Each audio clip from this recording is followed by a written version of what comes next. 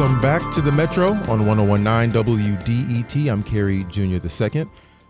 Today, we're continuing our coverage on the fight over public media funding and what's at stake for local news and music stations across the country. President Trump has asked Congress to claw back federal support for public broadcasting. The vote passed in the House, and the Senate Appropriations Committee held a hearing on the matter, and the Senate will need a vote on the Recessions Act of 2025 by July 18th. Last week, Senator Alyssa Slotkin told Metro producer Sam Corey how she plans to vote on the measure. NPR member stations are set to lose funding after a House bill that was passed will slash $1.1 billion for the Corporation for Public Broadcasting. Where do you stand on these efforts? Yeah, well, I'm a longtime listener to public radio, and I would just say it's hard to overstate how many Michiganders only have access to the news and to kind of information in their local rural community because of public radio. So I'm a big supporter of public radio. I've weighed in, I've written letters, I've engaged with my Republican colleagues to try to get them to see this, especially the Michigan representatives who represent these rural communities in Congress and are going to lose, some cases, their only news. So I'm a big supporter. Anything I can do to help. We need to get news, credible news, out to every corner of America.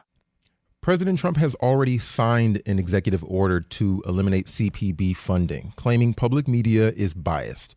But the Rescissions Act of 2025 would revoke funding already approved by Congress. Regardless of how the Senate votes, NPR National will likely endure. But local stations, including WDET and programs you love, would face profound impacts. At WDET, about 6% of our annual budget comes from the Corporation for Public Broadcasting. Stations in rural areas and in so-called news deserts would suffer the most. That's according to NPR's CEO, Catherine Maher. This is her speaking in a recent interview on NPR with Mary Louise Kelly. If all government funding goes away, would we survive? I think the question is, would we be able to thrive as a national network? That is what I am focused on, is we get so much value as public media by being part of a 50-state network that covers 99.7% of the American population. If federal funding goes away, that network is absolutely at risk. The quality of service, the ability to cover everyone, people who live in what would otherwise be news deserts. And as a result, there's no question that NPR would not be able to pull from that richness of our national coverage if those local newsrooms. So it's local newsrooms that would be going away, and often in places where local newspapers have already been decimated. That's exactly right. So how has NPR been meeting this moment? Kelly McBride, a senior vice president at the Poynter Institute, serves as NPR's public editor. That means she's an independent critic who engages with listeners, examines NPR's reporting, and publicly critiques its work. Public editors at major media outlets help hold journalists accountable and foster trust with the public. McBride spoke with Robyn Vincent about NPR's coverage in this critical moment and about some of NPR's coverage McBride has been critiquing. Kelly, you've critiqued NPR's coverage of its own defunding crisis, suggesting listeners may not be getting the full picture. Talk about that and why it's important for NPR to be transparent about its own challenges. Right. So my job is not as a representative of NPR, but as an independent critic of NPR. And so I take audience questions and about the journalism that NPR does, and I answer it. And I got an audience question about whether NPR was doing a good job covering itself and whether it was representing the voices of critics who believe that public media should be defunded. And the reality is you don't hear very many people on NPR's airwaves describing why they are supporting the defunding of public media. The reason for that is because they won't go on NPR's airwaves. NPR has offered standing invitations to representatives from the White House, as well as all of the congressional Republicans who are driving this initiative, and all of them have refused to appear on NPR's airwaves. And so that leaves NPR in this really awkward situation where the alternative is a reporter then describes and voices those objections to public funding for public media, and it doesn't have the same effectiveness. So yes, I criticized NPR because I said, I think two things are missing from your coverage of this current congressional effort to claw back money that's already been appropriated. One of them is the voices of the Republicans who are driving the initiative. I don't hear them speaking on your airwaves. And what they told me is, yeah, we're trying, and they will not agree to come on our airwaves. They either ignore or decline our invitations. And they have a record of this, so it's not like they're just saying it. It's real.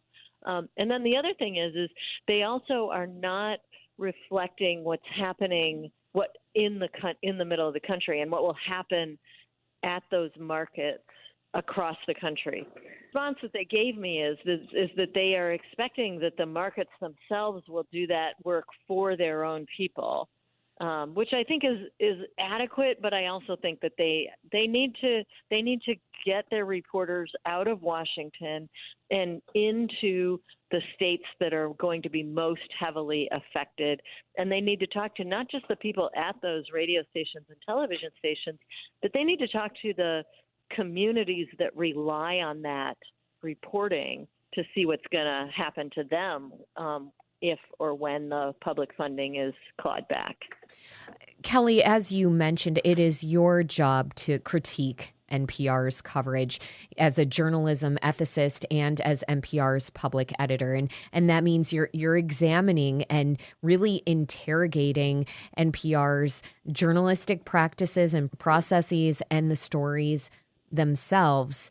So I do want to put this to you as an objective voice. President Trump has made these claims about NPR being biased, and other Republicans have as well. Is there truth to these claims? Not in the way that President Trump and other Republicans have described them. Every time they charge NPR with being biased, they cherry pick a handful of stories as evidence of that bias.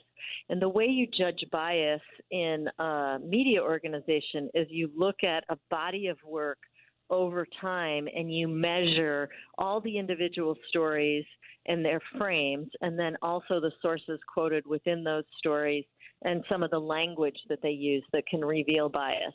When you do that, NPR produces 1,800 pieces of journalistic content every week, stories, interviews, two-ways, voiceovers, 1,800 pieces. And when you look at all of those stories, which I have done, I do not see bias.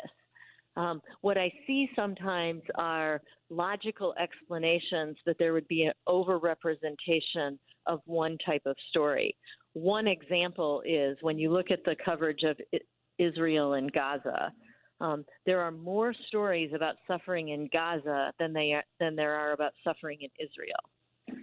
Well, so you could say, well, that is a bias, right? Because it's not completely even. Well, in fact, there are by more than 1,000% more people dying and being injured and maimed in Gaza than there are in Israel. So you would expect the journalism to focus on where the suffering is happening. So that's just one example, and I get letters about Israel and Gaza every single day. So that's one example of people suggest that the volume of stories that focus on Gaza indicate a bias in favor of Palestinians and against Israel. And I would say there is a journalistic reason for that. And so, no, I don't find bias just because there are more stories in that one direction. You can do that with a number of issues, right? People say, well, there's so many stories about trans people on NPR. Trans people are under attack. And when you look at people who feel as if they are suffering or victims or experiencing inequality, as journalists, we look at those people and we tell stories about them so that the rest of the country can understand them. That's very different than saying that we are in favor of their point of view. We are documenters as journalists. And so in instances like that, I say I see that you see this group of stories, and because it reflects a point of view that you disagree with, and you see so many of these stories, that you would see that as bias, but I think you have to look at the overall context of what's going on in the news and why those stories are being covered before you conclude that it's biased. So you're really taking a very scientific, analytical lens as NPR's public editor here. And I do want to look at an example of some language that you interrogated. It was the phrase unarmed black man, which NPR and many outlets were using a lot in 2020. And you said it should be retired. Why? There was a point at which it became code. And then the phrase itself was being asked to do way too much work, right? So when police or security officials would have a shooting of an unarmed black man, that was always the first sentence, right? Police shot an unarmed black man. A security guard shot an unarmed black man. And you never saw the phrase unarmed white man. Or even unarmed Hispanic or Asian man, right? And so the fact that you only saw it with black made me wonder if we had come to a point where that meant one thing to one group of people and a completely different thing to another group of people. And it could mean a couple of things. One is that most black men have guns on them, and so we have to point out when there's an exception. I know that's not what was intended, but it could be read that way. And then the other way was that if he had been armed, he would have deserved to have been shot. And that wasn't intended either, but it could be read that way. And so because of those easy misinterpretations of the phrase, I suggested that journalistically it just did not have the effectiveness or rigor that we need that phrase or any phrase to have as truth tellers. This is really a window into the kind of dialogue that we are having in newsrooms all the time about language and its power. And it does make me think about the fact you began your journalism career reporting on crime and religion. Why would you say precise language is so essential when reporting on race and violence? When it comes to reporting on race and crime and violence, our reporting tends to lean heavily on a law enforcement voice. And that law enforcement voice is often laden with a view of what happened, laden with a type of bias, and laden with a jargon that obscures the truth of what happened. And so my urging to journalists everywhere is to focus on the communities and the individuals and the people who are most impacted by crimes and who have public safety concerns and questions, and to frame the stories from their perspective.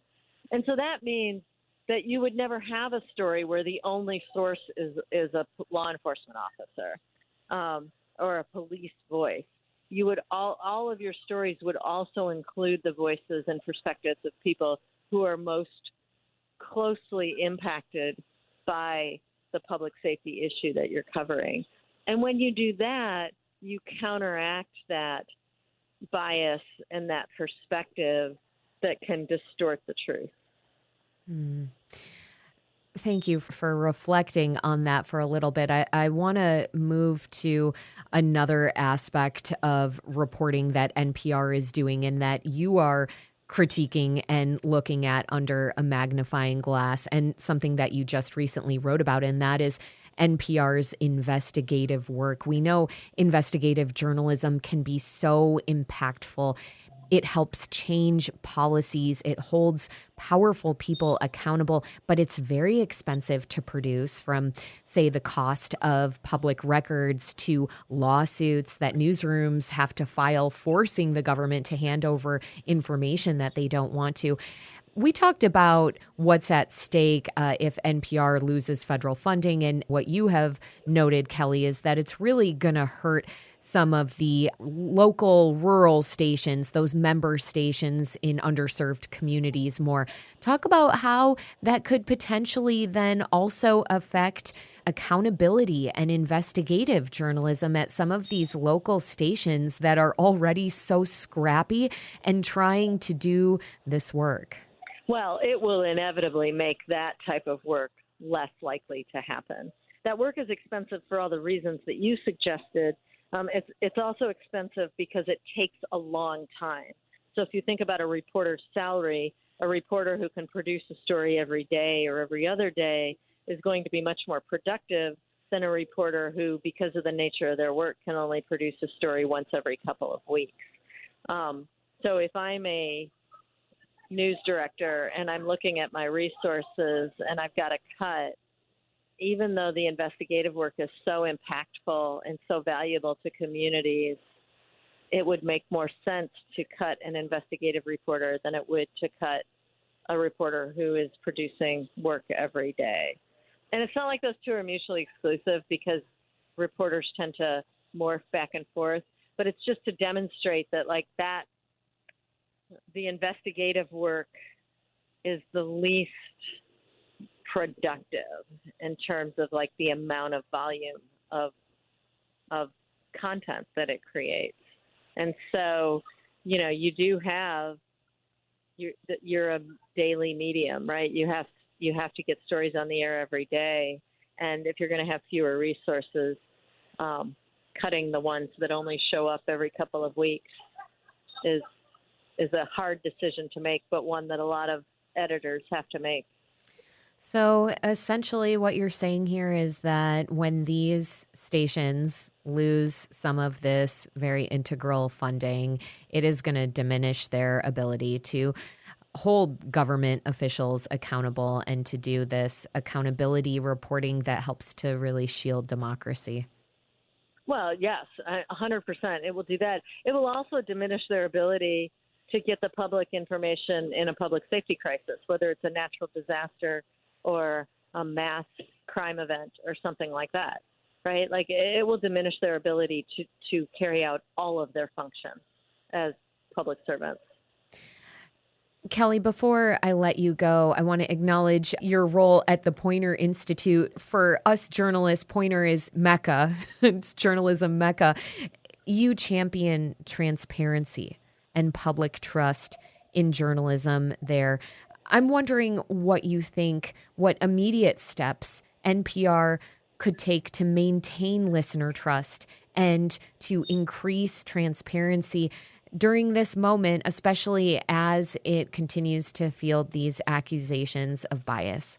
I think that NPR stations across the country have to work really hard to listen to their constituents and their audience, and to listen to people who aren't in their audience, and to listen to people who disagree with them.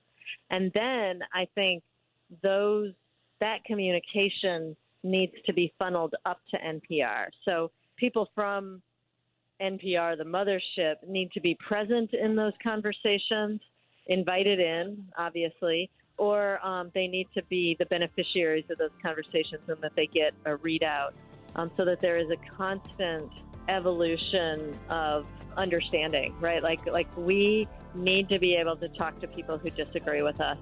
And I think that even at NPR, that is a hard thing to do. And so I think we need to be able to do that more. That was Kelly McBride, NPR's public editor, speaking with Robyn Vincent. We'll continue our coverage of funding of public radio in the coming weeks. You can find past conversations on proposed cuts to public media on the Metro podcast or at WDET.org.